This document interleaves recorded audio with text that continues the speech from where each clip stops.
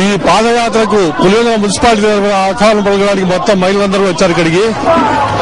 ఈ పాదయాత్రకు తప్పకుండా మహిళలు చాలా ఎక్కువ మద్దతు తెలుపుతున్నారు. ముఖ్యంగా ఆనాడు రాజశేఖర రెడ్డి గారు పాదయాత్ర చేసి ప్రజలకు చాలా మేలు జరిగింది.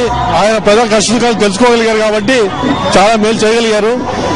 తర్వాత జగన్మోహన్ రెడ్డి ఓదార్పు యాత్రలో కూడా చాలా మంది పేదవారు కలిశారు కాబట్టి తన మేనిఫెస్టోలో ఆల్రెడీ పేదవారికి ఏమి చేయాలనే విషయం కూడా పూర్తి బాగా చెప్పారు ఆయన. ఇప్పుడు షర్మిలమ్మ గారు ఇప్పుడు రాజశేఖర రెడ్డి గారు చనిపోయిన తర్వాత ప్రజలు పడుతున్న ఇబ్బందులు గమనించి ఒకసారి ప్రజల్లోకి వెళ్లి తరిగి కష్టాలు తెలుసుకుని ప్రభుత్వ దృష్టికి తీసుకెళ్లడం ఒక బాధ్యతగా తీసుకుని ఈ రోజు ఈ కార్యక్రమం చేపట్టారు.